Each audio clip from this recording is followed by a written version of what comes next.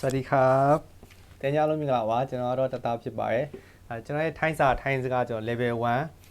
1တင်တန်းကနေပြီးတော့ကျွန်တော်ပြန်လဲကြိုးစားလိုက်ပါတယ်ဒီနေ့ကကြတော့ကျွန်တော်ဒီ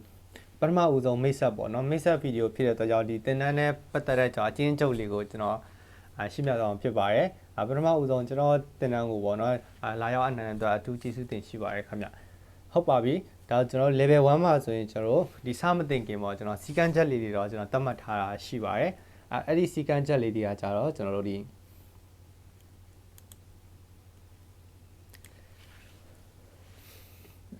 တင်တန်းကျွန်တော်တို့မစခင်ပေါ့နော်ကျွန်တော်တို့ဒီ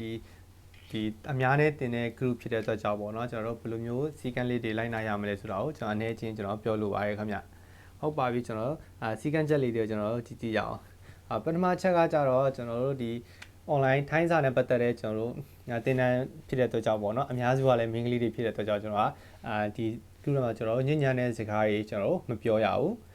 ဒုတိယတစ်ခုကကြတော့ကျွန်တော်ဒီသင်ခန်းစာနဲ့မသက်ဆိုင်တဲ့စကားမပြောရဘူးပေါ့နော်ကိုထိုင်းစကားကျွန်တော်ထိုင်းစာတင်တဲ့အတွက်ကြောင့်ပေါ့ထိုင်းစာတင်တဲ့ group ဖြစ်တဲ့အတွက်ကြောင့်သင်တို့မေးတဲ့မိကုန်းတွေကလည်းကျွန်တော်ထိုင်းစာနဲ့ပဲပတ်သက်စေချင်ပါတယ်เนาะအဲဒီကြောင့်ဒုတိယစီကံကြတော့ကျွန်တော်ထိုင်းစာနဲ့မသက်ဆိုင်တဲ့မိကုန်းတွေကျွန်တော်တို့ကျေးဇူးပြီးမမေးပါနဲ့ပေါ့เนาะနောက်တစ်ခုကကျွန်တော်နံပါတ်3အချက်ကကြတော့နားမလဲတဲ့သင်ခန်းစာရှိတယ်ဆိုရင်ဒီ group ပေါ့ group ရဲ့ comment မှာလည်းမေးလို့ရတယ်ဒါမှမဟုတ်လည်းကျွန်တော်ရဲ့ဒီ messenger ပေါ့ကျွန်တော်ဒီပေးထားတဲ့ဒီ messenger account ကနေလည်းကျွန်တော်တိုက်ရိုက်မေးလို့ရတယ်ခင်ဗျဒါနားမလဲလို့ရှိရင်မေးပါเนาะမမေးလို့ရှိရင်ကိုယ့်အတွက်ပဲကျွန်တော်တို့ကအဆုံးရှုံးပါအဲ့ဒါကြောင့်ဖြစ်နိုင်ပြီဆိုရင်နားမလဲလို့ရှိရင်ကျွန်တော်တို့ဆက်ချင်းမေးပါပြီးတော့ကျွန်တော် video file တွေကိုကျွန်တော်တို့ share လို့မရပါဘူးဒါကကြတော့ဒီတော့တင်တာခကြီးငွေပြီးတော့တင်တဲ့တင်တန်းဖြစ်တဲ့အတွက်ကြောင့်ပေါ့เนาะကျွန်တော်တို့ဒီကကျွန်တော်တို့ video file တွေကိုကျွန်တော် share ခွင့်မပြုပါဘူးပြီးတော့ကျွန်တော် video တွေပို့တွေကိုလည်းကျွန်တော်တို့အပြင်ရပေါ့ကိုတင်ချင်တဲ့ video ပို့တာမှမဟုတ်တခြားတင်တန်းနဲ့မသက်ဆိုင်တဲ့ကျွန်တော်တို့ live ကျွန်တော်ဈေးရောက်တဲ့ဟာတွေကြာရင်ဖြစ်နိုင်မယ်ဆိုကျွန်တော်တို့ share တာတွေကျွန်တော်တို့မပြုလုပ်ပါနဲ့ပေါ့နော် share ခွင့်မရှိပါဘူးတတိယနံပါတ်6ချက်ကကြတော့ဒီတင်ကြားပို့ချတဲ့ကျွန်တော်တို့အစာတွေကိုမပြတ်မကွက်လိုက်နိုင်ရမယ်ဒါကကြတော့အားလုံးကဒီထိုင်းစာတက်ချင်တဲ့စိတ်နဲ့ပေါ့နော်ကျွန်တော်ဒီတင်တန်းကိုလာအပ်တာဖြစ်တဲ့အတွက်ကြောင့်ပေါ့နော်ကိုလိုက်နာမှုတင်တန်းကိုကျွန်တော်တို့အစမပြတ်လိုက်နာမှုကကျွန်တော်ကြည့်ပါတယ်ဒါပေမဲ့တင်ကျွန်တော်အလုပ်အချိန်ပေါ်မူတချို့ကကြတော့ဒီအလုပ်တွေပါတွေမှားတဲ့အတွက်ကြောင့်ပေါ့အချိန်သိမရပါရှိအောင်ဒါပေမဲ့အဲ့ဒါစိတ်မပူပါနဲ့ကိုအားတဲ့ချိန်မှာတော့အားသလိုကျွန်တော်ပုံမှန်လေးလေ့လာသွားရင်တော့လုံလောက်ပါပြီခင်ဗျဟုတ်ပြီဒီကမို့ဒီတချို့စီကန်းချက်တွေပေါ့နော်ကျွန်တော်တို့ဒီညဉ့်ညမ်းတဲ့စကားပြောတာလို့ကျွန်တော်ဒီဗီဒီယိုတွေကိုကျွန်တော် share တယ်ဆိုရင်တော့ကျွန်တော်ဒီတင်တန်း group ကနေပြီးတော့ကျွန်တော်ထုတ်ပေးသွားမှာဖြစ်ပါတယ်ဒါကြတော့ဒီအများနဲ့ကျွန်တော်တို့တင်တဲ့ group ဖြစ်တဲ့ကြောင့်ပေါ့နော်ကျွန်တော်တို့ဒီ sequence ချက်လေးတော့ကျွန်တော်အနေချင်းသတ်မှတ်ထားတာဖြစ်ပါတယ်ဟုတ်ပါပြီအဲ့ဒါဆိုကျွန်တော်တို့နောက်တစ်ခုကကြတော့ဒီတင်ငယ်ချင်းတို့ဒီတိကျင်တဲ့မိကုန်းတွေဒါမှမဟုတ်လေကျွန်တော်တို့ထိုင်းစာနဲ့ပတ်သက်တဲ့မိကုန်းတွေကျွန်တော်တို့ဒီမရှင်းတဲ့သင်ခန်းစာတွေရှိတယ်ဆိုရင်ဒီတသားပေါ့နော်ဒါကကြတော့ကျွန်တော်ရဲ့ Facebook account ပေါ့ဒီတသားaccount ကနေလည်းကျွန်တော်တို့မေးလို့ရသလိုဒီကျွန်တော်တို့တသား student support team ပေါ့နော် support team group ကနေပြီးတော့လည်းဒီသင်ခန်းစာတွေကိုမေးလို့ရပါဒါပေမဲ့ဒီကျွန်တော်ရဲ့ account ကကြတော့ဒီတင်ငယ်ချင်းတို့ account တွေပါပြတ်သွားတယ် account ပြန် change နေတယ်ဆိုရင်တော့ဒီ account ကနေကျွန်တော်တိုက်ရိုက်ဆက်သွယ်ပေးပါပေါ့နော်အဲ့ဒါဆိုရင်ပို့ပြီးတော့မြန်ဆန်တာပေါ့ခင်ဗျဟုတ်ပြီဒါကြောင့်စီကန်းချက်တွေကျွန်တော်ပြောသွားပြီဆိုတော့ဒီထိုင်းစာနဲ့ပတ်သက်ပြီးတော့ကျွန်တော်စပြီးတော့လေ့လာကြရအောင်ကျွန်တော် EP1 မှာဆိုရင်ကျွန်တော်တို့ထိုင်းစာကကျွန်တော်တို့အခြေခံလေးတွေကျွန်တော်သိထားတင်တာပေါ့နော်အခြေခံမှာဆိုရင်ကျွန်တော်တို့ကမှတ်ထားရမှာမြန်မာစာလို့ပဲပေါ့ကျွန်တော်တို့ B ကကျွန်တော်တို့44လုံးရှိတယ်ထိုင်းစာမှာဆိုရင်ကျွန်တော်တို့ B အခရာ44လုံးရှိတယ်ပေါ့နော်ကျွန်တော်တို့ထိုင်းလို့ပြောမယ်ဆိုရင်တော့ကျွန်တော်တို့ဖယန်ချနာထိုင်းမီ44ตัวဖယန်ချနာထိုင်းမီ44ตัวဆိုတာကျွန်တော်တို့ဒီထိုင်းအခရာပေါ့ထိုင်း B အခရာကျွန်တော်လေးလုံးရှိတာကိုပြောတာပါ B မှာဆိုရင်လည်းကျွန်တော်အတန်အုပ်စု3စုထပ်ခွဲထားပါတယ်44လုံးမှာကျွန်တော်တို့အတန်အုပ်စု3စုထပ်ခွဲရတယ်ပေါ့နော်အဲ့ဒီ3စုကဘာတွေလဲဆိုတော့အမြင့်တန်ကကျွန်တော်တို့17လုံးရှိမယ်အမြင့်တန်က17လုံးရှိမယ်ကျွန်တော်တို့အလဲတန်က9လုံးရှိမယ်အနှိမ့်တန်က24လုံးရှိမယ်ဟုတ်ပြီเนาะကျွန်တော် B40 လုံးမှာကျွန်တော်တို့အမြင့်တန်အလဲတန်အနှိမ့်တန်ဆိုပြီးတော့ကျွန်တော်တို့3မျိုးထပ်ခွဲရတယ်အမြင့်တန်ကကျွန်တော်17လုံးဆိုရင်ထိုင်းလို့ပြောမယ်ဆိုရင် axon สูง11ตัวอักษรสูง11ตัวအလဲတန်9လုံးဆိုရင်ကျွန်တော်တို့อักษรกลาง9ตัวอักษรกลาง9ตัวအနှိမ့်တန်24လုံးဆိုရင်ကျွန်တော်တို့อักษรต่ำ BCC ตัวဟုတ်ပြီနော်ဒီကျွန်တော် B44 လုံးကျွန်တော်ဘာကြောင့်အလဲတန်အနိတန်အမြင့်တန်ခွဲတာလဲဆိုတာကိုကျွန်တော်နောက်ပိုင်းမှာကျွန်တော်တဖြည်းဖြည်းနားလဲလာပြီအခုကျတော့ကျွန်တော်အကြမ်းပြေးမှတ်ထားပြီပေါ့နော်ကျွန်တော် B44 လုံးရှိတယ်ကျွန်တော်တို့ B44 လုံးမှာကျွန်တော်တို့အတန်အုပ်စု3စုခွဲရတယ်ကျွန်တော်အမြင့်တန်အလဲတန်အနိတန်ဆိုပြီးတော့3စုခွဲရတယ်ကျွန်တော်တို့အကြမ်းပြေးမှတ်ထားတယ်ဆိုရင်တော့လုံလောက်ပါပြီနောက်တစ်ခုကကြတော့ကျွန်တော်တို့ထိုင်းပြီးတွေကိုကျွန်တော်တို့ဖယန်ချနာလို့ခေါ်တယ်နော်ဖယန်ချနာနောက်ပိုင်းမှာဆိုရင်နောက်ပိုင်းသင်ခန်းစာမှာဆိုရင်ကျွန်တော်တို့ B လို့ကျွန်တော်မသုံးတော့ဘူးဒီဖယန်ချနာလို့ကျွန်တော်သုံးတယ်ဆိုရင်ဒီကျွန်တော်က B ဆိုတာကိုကျွန်တော်သိရအောင် B ဆိုတာကကျွန်တော်တို့ကာကြီးခါခွေကိုပြောတာပေါ့ထိုင်းလို့ဆိုရင်ကျွန်တော်ကော့ကိုင်ခေါ့ခိုင်ပြောတာဖြစ်ပါတယ်ထိုင်း B တွေမှာဆိုရင်ကျွန်တော်တို့ဖယန်ချနာလို့ခေါ်ပါတယ် B တွေမှာဆိုရင်ကျွန်တော်အားလုံးကအတန်20နဲ့တန်ရှိပါတယ်ဟုတ်ပြီနော်အတန်20တန်ရှိတယ်ဘာဖြစ်လို့ဆိုတော့ကျွန်တော် B အခရာကျွန်တော်တို့44လုံးရှိတယ်အတန်ကကြတော့ကျွန်တော်20နဲ့တန်ပဲရှိတယ်ဘာဖြစ်လို့လဲဆိုတော့ကျွန်တော် B44 လုံးမှာကျွန်တော်အတန်တူတွေများတယ်ပေါ့ဟုတ်ပြီနော်အတန်တူတွေများတဲ့အတွက်ကြောင့်ကျွန်တော်အတန်တက်ခွဲလိုက်မယ်ဆိုရင်ဒါကကျွန်တော်တို့20နဲ့တန်ပဲရှိတယ်ဟော20နဲ့တန်ဆိုတာကျွန်တော်အတန်တချို့ဆိုရင်မှာကောတန်ထွက်တဲ့အတန်ကျွန်တော်ဒေါဆိုရင်ဒေါတန်ထွက်တာကျွန်တော်3လေးလုံးရှိတာပေါ့နော်အဲ့လိုမျိုးကျွန်တော်တို့ခွဲတာအတန်တူကကြတော့ကျွန်တော်တို့20နဲ့တန်ရှိတယ်နောက်မှကျွန်တော်ထိုင်းမှာကျွန်တော်ပြီးလို့ရှိရင်နောက်ထပ်အရေးကြီးတာတရပေါ့နော်တရမှာဆိုရင်ကျွန်တော်30နဲ့2တန်ရှိပါတယ်ထိုင်းစာမှာကျွန်တော်တို့တရ32တန်ရှိပါတယ်ကျွန်တော်တို့ထိုင်းလို့ပြောမယ်ဆိုရင်စရထိုင်းမီ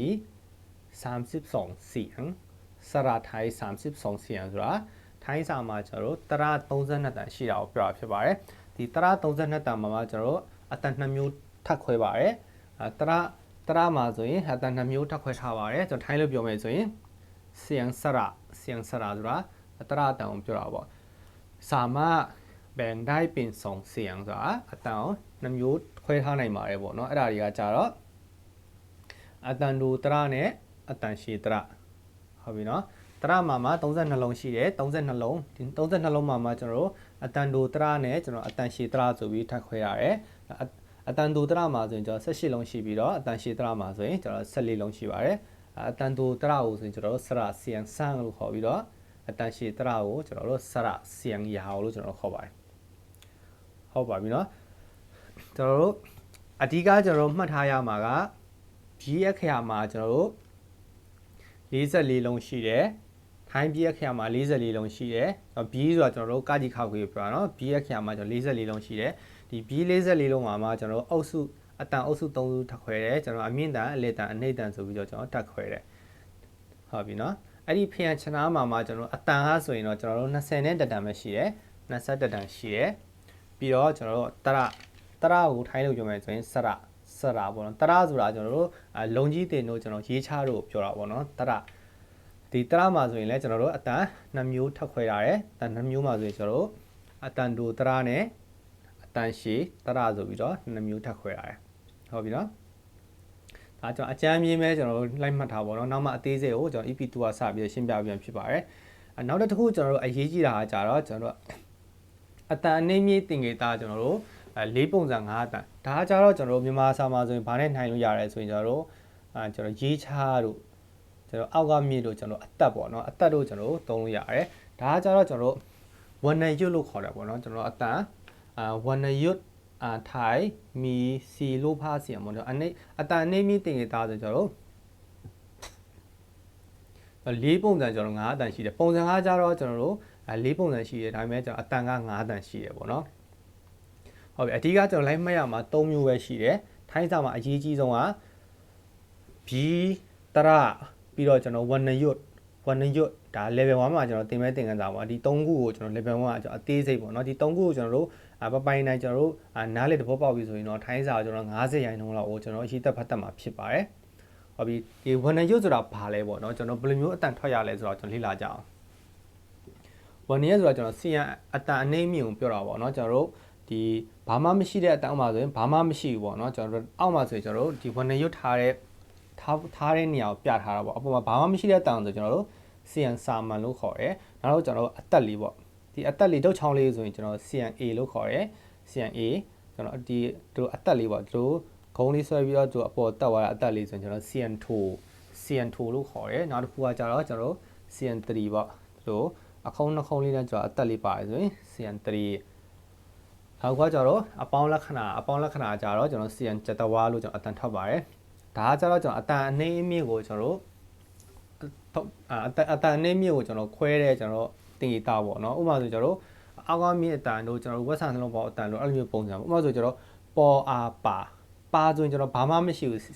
တဲ့တန်ဆိုရင်ကျွန်တော် CN စာမန်လို့ခေါ်တာပေါ့နော်ဒါပေမဲ့ဘာမှမရှိတာကိုပဲကျွန်တော်တို့စာမန်လို့ခေါ်တယ်နောက်ကကျတော့ပေါ်မေးဆိုတာသူကအကြအတန်ဖြစ်တယ်ပေါ့နော်မေးပေါ်အားပါဥမာရှင်းပြတာပေါ့ပါဆိုရင်ကျွန်တော်ပေါ်အားပါမေးပါဆိုတာကျွန်တော်ဒီအသက်လေးပိုင်းကျွန်တော်အတန်ကိုနှိပ်ပြရတယ်နောက်ကကျွန်တော်ပေါ်အားပါမေးထူပါဆိုတာအတန်မြင့်ပြရတယ်ပါဆိုတာဒီမိတ်ထူပါလို့ရှိရင်ကျွန်တော်အတန်ကိုမြင့်ပြရတယ်နောက်ကျွန်တော် CN3 ဆိုရင်ကျွန်တော်ပေါ်အားပါမိတ်3ပါဒါအတန်ဖြောက်လေးသွားတော့ပါ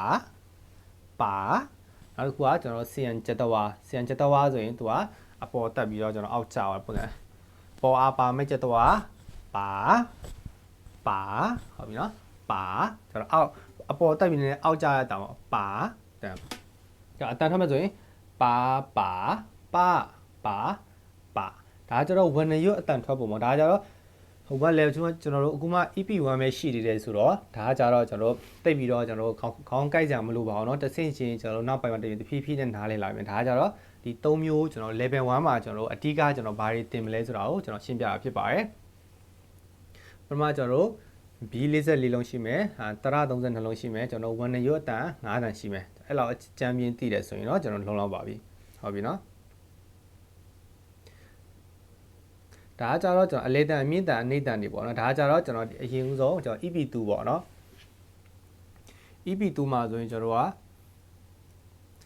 ဟုတ် EP2 မှာဆိုရင်ကျွန်တော်ကဒီ B44 လုံးပေါ့နော် B44 လုံးကိုကျွန်တော်ရေးပုံရေးနည်းပေါ့နော်ကျွန်တော်တို့တလုံးချင်းရဲ့ကျွန်တော်တို့ရေးပုံရေးနည်းကိုကျွန်တော်တလုံးချင်းကျွန်တော်ရှင်းပြသွားမှာဖြစ်ပါတယ်ဒီ B44 လုံးကိုကြတော့ဒီ EP2 ပေါ့နော်ကျွန်တော်ဒီနောက် video file မှာကျွန်တော်တို့အသေးစိတ်ပေါ့နော်ကျွန်တော်ရှင်းပြပေးသွားမှာဖြစ်ပါတယ်အတင်ကျွန်တော် EP1 မှာတိထားရမှာကကြတော့ဒီထိုင်းနိုင်ငံကျွန်တော် level 1မှာကျွန်တော်တို့ဘာတွေတင်မလဲဆိုတာကိုကျွန်တော်အချင်းချုပ်ပေါ့နော်အချင်းချုပ်ကိုကျွန်တော်ရှင်းပြပေးတော့ဖြစ်ပါတယ်ဟုတ်ပါပြီကျွန်တော်တို့ EP2 မှာကျွန်တော်တို့စပြီးတော့လေ့လာကြရအောင်ဟုတ်ကဲ့ပါအားလုံးကိုကျေးဇူးတင်ပါတယ်ခင်ဗျ